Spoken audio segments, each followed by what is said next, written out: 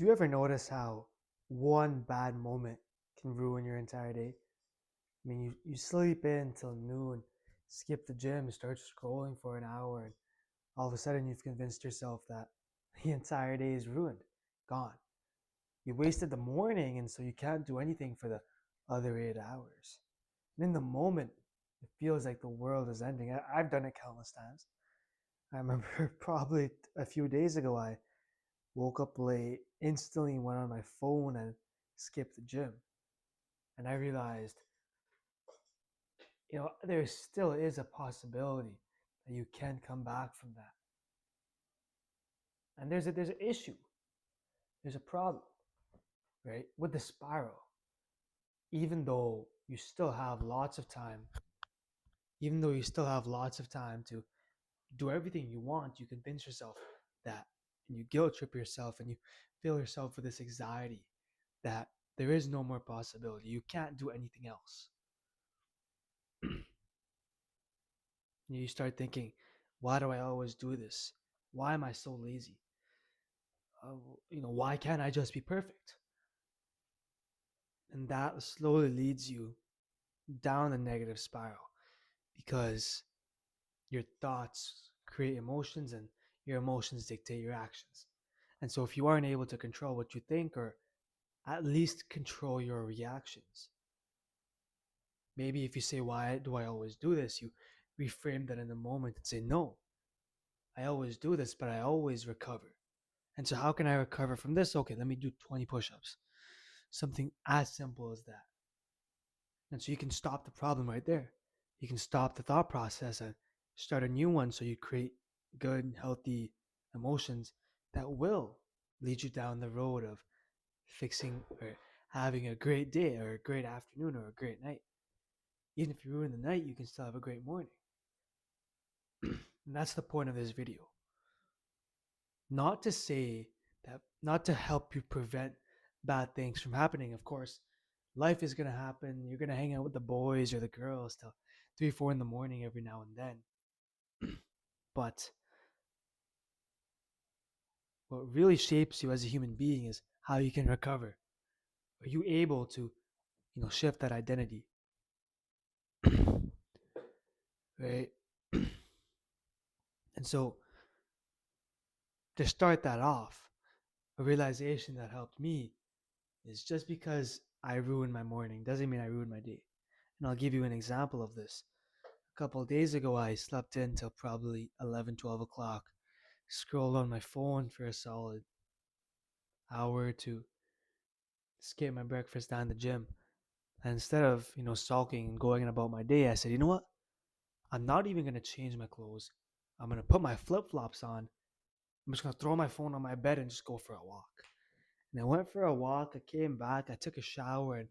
And I didn't instantly fix my day by saying, let's go to the gym. Obviously, going from your bed to the gym is the biggest task in the world. It's like climbing a mountain when you're in that headspace. But going on a walk outside and removing all those barriers is easy. And the next thing that has helped me, other than in the moment reactions and little shortcuts that I've found and along the way of constantly trying for multiple years, is shifting my identity. A lot of people get caught up in trying to be perfect. I use the analogy of a basketball player because I play basketball. If I miss one shot, if I miss two shots, I can't let those get to my head and start reacting and crying and fussing like a baby. I know I have to try again, or maybe play some better defense, or if my shot's not going in, I have to find another way to impact the game. So I stay on the floor, right? And coach doesn't sub me out. And so it's the same thing here. You can't get mad at yourself for making a mistake. Even if your parents say something, even if your friends, siblings, boss calls you a piece of shit, calls you a lazy, they don't dictate what you are. Only you do. So use that to your advantage. Be someone, instead of trying to be perfect, be someone who's resilient. That's how I've shaped my identity. I'm not someone who's perfect. I honestly make mistakes every single day, but I'm able to rebuttal, to come back.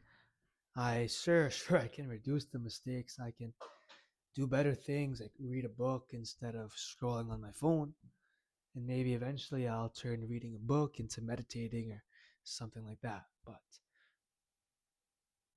change that identity. But how can we do that? How can we change our identity? It starts off by simple things. Obviously, in the moment, it's going to be hard to be a resilient person if you haven't done that before. But in the small actions, try.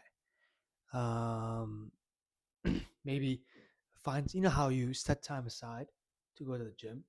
Set time aside to write in your notebook for 5 minutes a couple areas of your life where you could be more resilient.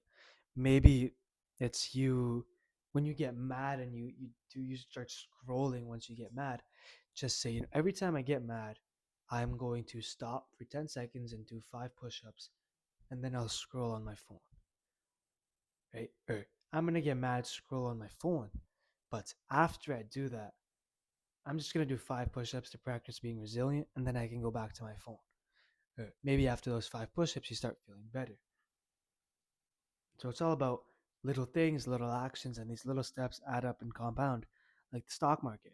You invest at 18, and by the time you're 30, you're rich. You invest in your mindset by the time you're 18, 19, 20, 25, 30, 35, 40.